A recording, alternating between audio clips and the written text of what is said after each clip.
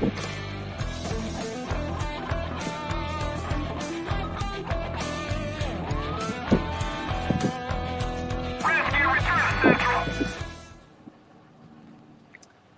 afternoon and welcome to the Jumpseat. Hey, we have a special edition coming to you live today on Saturday afternoon. I know it's a little bit unusual. We're used to having us here on Friday afternoons, but we got a really unique opportunity to share an awesome fire training facility here in Texas with you all. And I'm glad you're able to join us here today. You're going to be looking down at me. I'll be looking down every once in a while, kind of messing with the computer to make sure we're getting you guys the great live feed. I've got a great guest with me here today, sitting here live. But I am at Texas A&M's Engineering Extension Services, Brayton Fire Field, coming to you live here. We're going to talk a little bit about what TEEX, by the way, that's what Texas A&M Engineering Extension Services stands for, TEEX, T-E-E-X, really a little bit about what they do here, the mission, and really give you guys a chance to see this incredible facility. And I tell you, it's one of the best in the world from what I've been able to see in my travels all around the world here today. And so for those of you joining us maybe for the first time, saying, hey, what is this Jumpseat about? You know, it's a bi-weekly spotlight brought to you by myself, David Durstein, a firefighter from Ohio who also works with IDEX Fire and Safety. And really, I try to bring you guys interesting aspects of the fire service and insight to firefighting experts, tactical techniques, and really looks at things such as TEEX here today. So I'm really glad you're able to join us there. And hey, you know what, Mr. Williams, thank you very much from Alaska joining us here today. Love seeing you guys. Feel free to comment. I love to hear in the noise and feedback. So if you got anything, throw your comments up on the comment screen. We'll try to get them addressed here as well. So once again, welcome to the Jumpseat. We're glad to have you all here today live.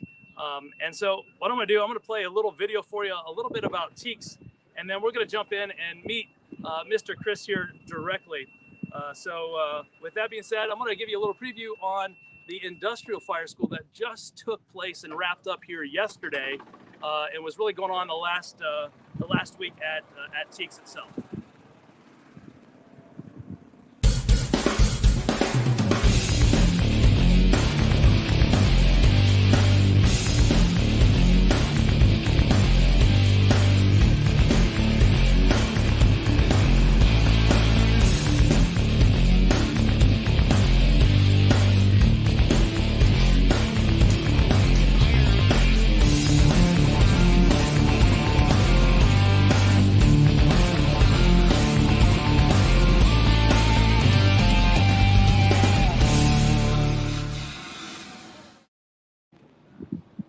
Hey, hopefully you like that there as well. And I'm going to give you one more sneak peek on a little bit about TEEX on their Municipal Fire School, which is starting here as the golf carts drive behind me there.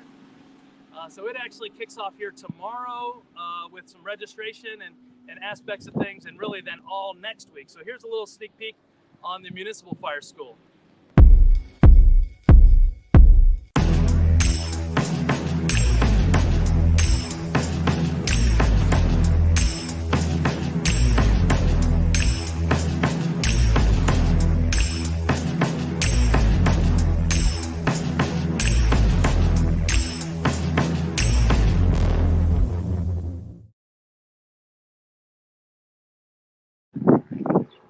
Awesome. Well, hopefully you got a chance to really see some of the action that takes place here at TEEX. We're going to give you a better look in just a little bit here as well.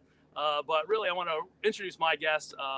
Today with me is Mr. Chris Anger. He's the Executive Associate Division Director here at TEEX. Chris, welcome to the Jumpseat. I'm glad to have you here, and really looking forward to showing off your facility and really the mission that you guys work for each and every day here at TEEX. So, Chris, welcome, and maybe tell our guests a little bit about who is Chris and what do you do here? Well, David, thank you very much. My name is Chris Anger, and he's already introduced me in my title.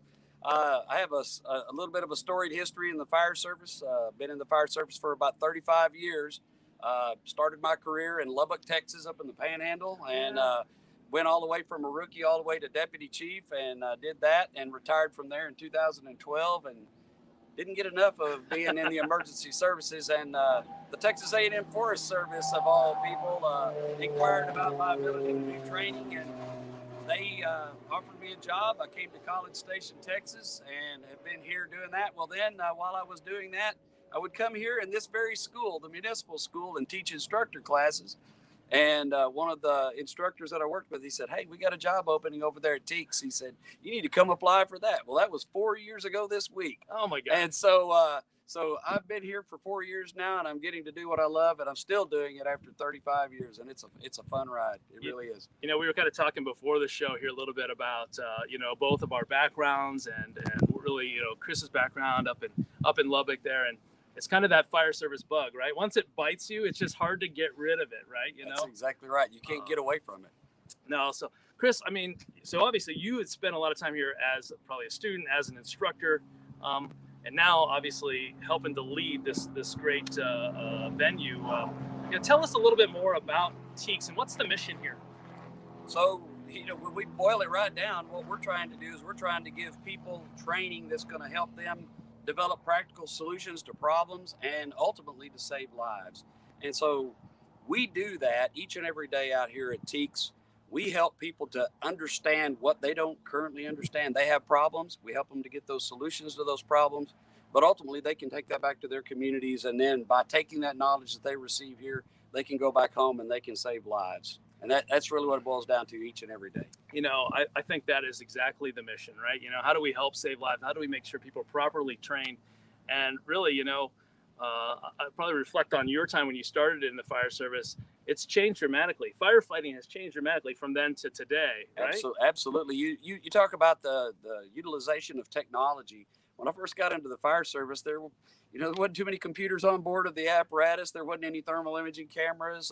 We were still wearing three-quarter boots and stuff like that.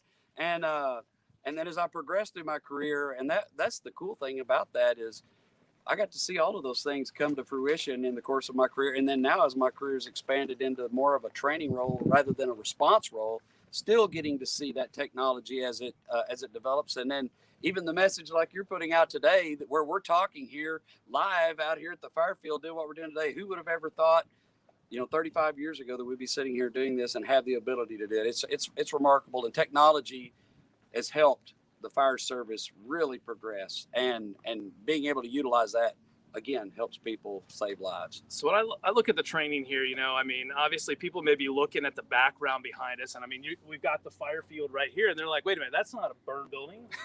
What is that? What there's cars over here, but then I got some kind of big like structural thing.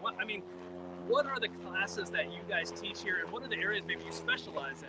Well, and see, we have a multitude of things that we do here. We're not just about municipal firefighting. That's really how the school got started. It really started out in the municipal realm, but we're down here close to the coast, and one of the things that we've seen is in some of these refineries, some of these chemical plants, some of these, there's manufacturers down there that utilize materials that burn.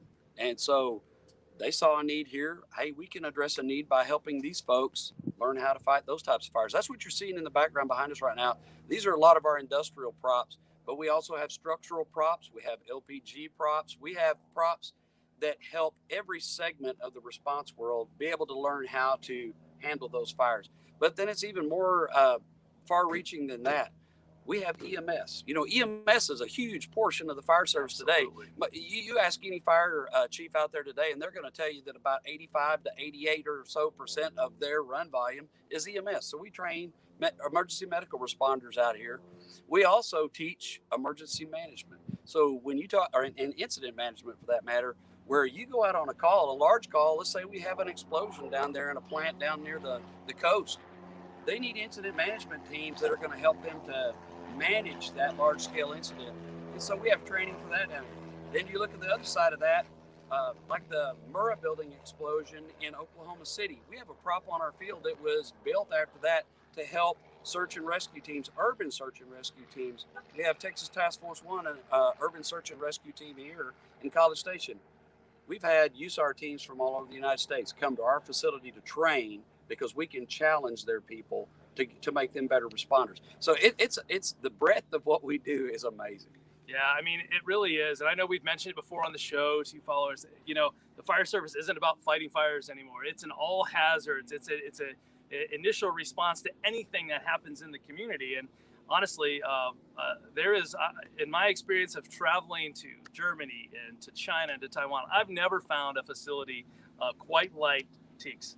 And, you guys should be very proud of what you have here. And we're hoping to get on a golf cart here in just a couple minutes and do a quick buzz around through a few of the props, because I don't even know how many acres is the facility. Do you know? So our facility here is 297 acres, and just so you know, 132 props out here, and 23 of those are actual burn props that we burn fuel on. 3 of them are structural facility that we burn hay in, for Class A combustibles, and then the other 20 we use a product called Environmental 3 or E3 that's been developed for firefighter training, and we use that out here on our field, and it's very environmentally friendly, and it's friendly on our wastewater treatment system as well. Well, I know to me, being a firefighter, the E3 is fun, by the way. So actually, I first got my taste of TEEX working with some folks from Formosa Chemical, actually out of Taiwan, and I came over as a safety officer, having some contacts with their folks, and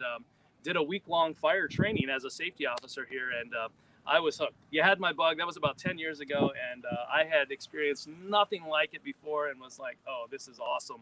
And I started digging more and more into the industrial side, and lo and behold, that's what I do today, is focus on the industrial aspect of our business. But a great facility, and I think back to 300 acres, all aspects of fire service. I know Disaster City, kind of way in the back over there. Exactly. It makes the news probably more frequently than others. Yes, and just off the collapse that happened in Florida, they came down here and they did a story on that, just based on the fact that we've trained a lot of the responders that went out there to deal with that collapse. And so, again, highlighted the type of training that we do here at our facility, and it is phenomenal. And I'll tell you, the response that you were expressing there, David, you're talking about, you saw that gleam in your eye and that big smile on your face. Oh, yeah. You ever seen kids at Disney World? They look just like you, and that's what we call this. We call this the Disney World of firefighting and emergency response out here. And there's a lot of things out here when we get out here and we challenge people, that same grin and that same eagerness like you were displaying, that's what we see out here. And that's what makes it fun. And obviously I learned a lot in my time here, and I know, this training happens on a regular basis. Maybe talk a little bit about the fire school that's coming up, and those people. I mean, we talked to Bill here earlier from, Roger from Alaska. Roger, if you want to come train, I think it's available to him, right? Absolutely, he can come on. So what we do is every July we typically will run 3 weeks of school. The school that's coming up is what we call our municipal school, and it's really targeting firefighters in the municipal world. And so anybody in the United States is welcome to come and be a part of this, but this is where we really target the operations that municipal firefighters are going to encounter. And so you look at the things that we do all over the state of Texas. Texas is a very big state, probably like Alaska, where we were talking about right there. So there's a wide variety of hazards. And so what we do this entire week, this is the 92nd annual municipal school this year.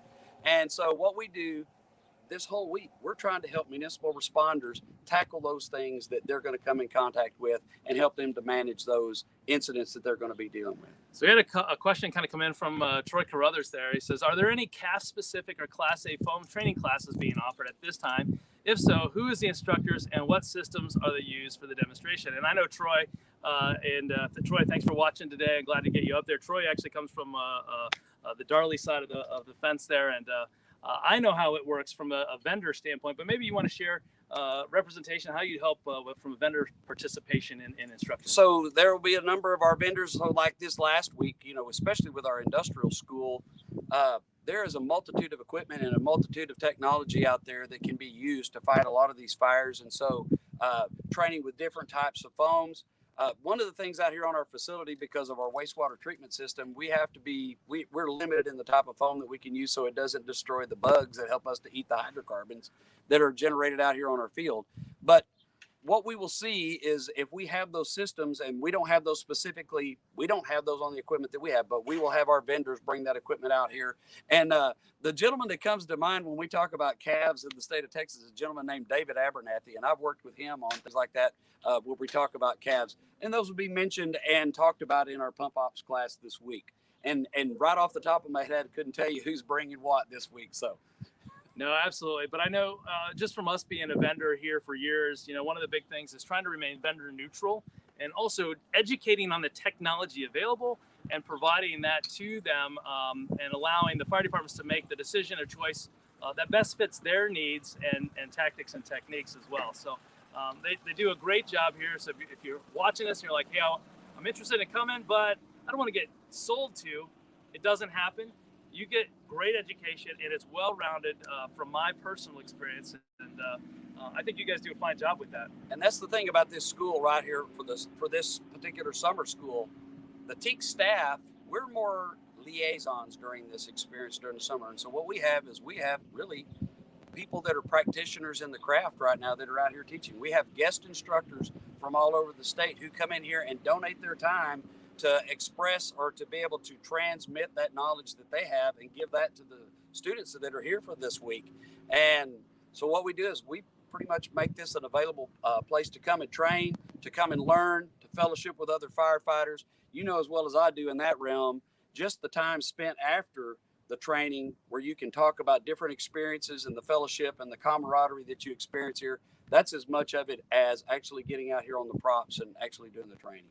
So Chris, I know, we talked about the fire schools coming up here, but there's other training year round, right? And so what do you offer from that standpoint? How do people get involved? And that's what people ask us all the time. They're like, okay, man, we just thought y'all did training during those 3 weeks of July over here every year. But we're a year round operation. And if you go to TEEX.org and you look on our website, you'll see what the different training classes that we have. And again, like I say, it's a variety of training. It's industrial training, it's municipal training, it's EMS training, it's rescue training, incident management training. You just go to our website, you're going to find the training that you're looking for. Yeah, and actually at the bottom of the screen there, you guys can see the link right there to TEEX.org, specifically to the fire and emergency services pages there, where you can get more of that detail, more of that insight.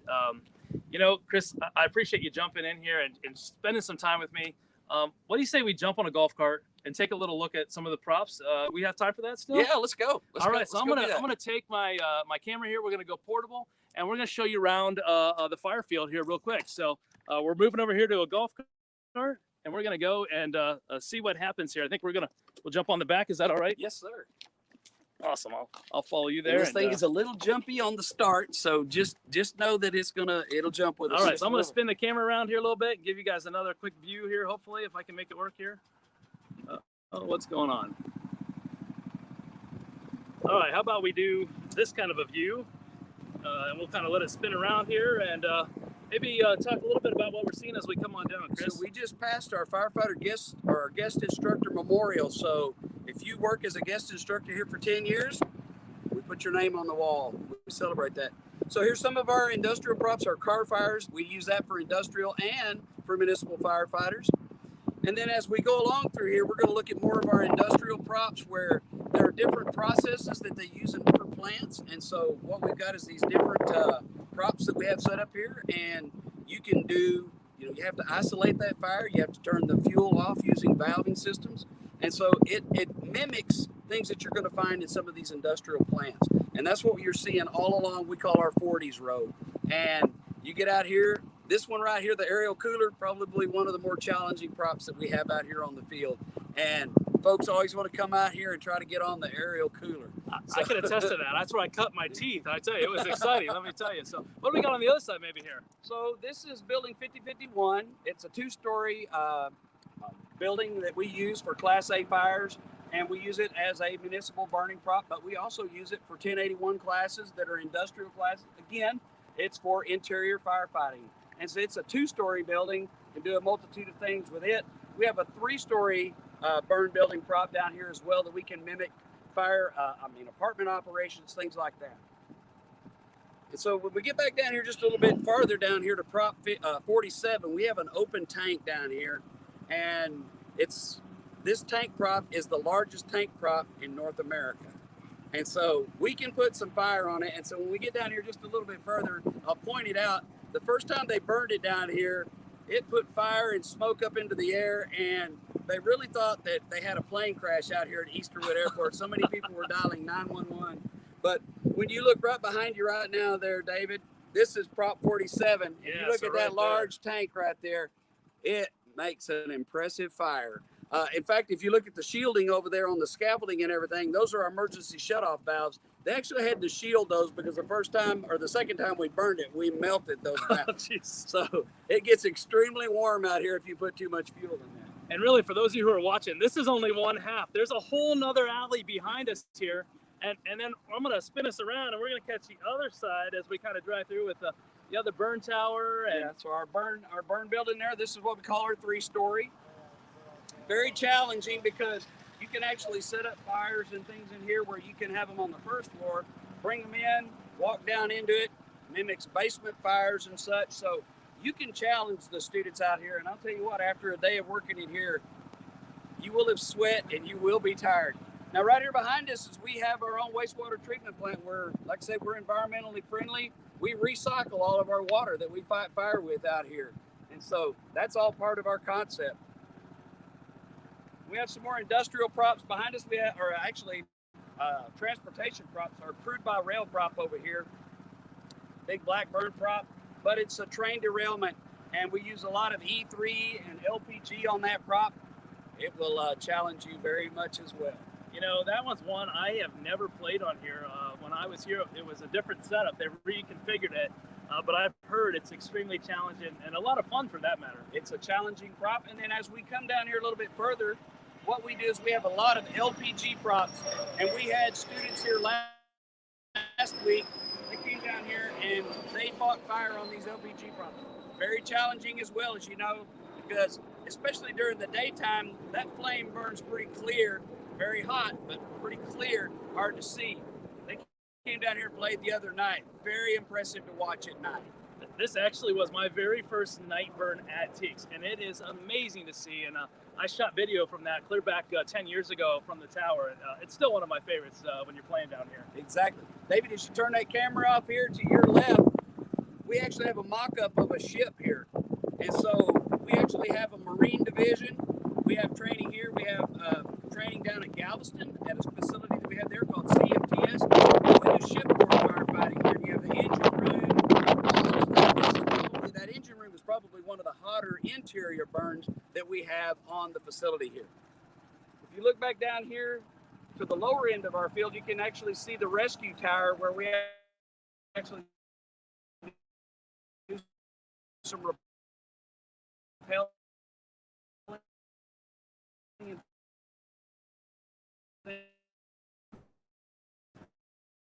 You know, I think it's been an incredible experience.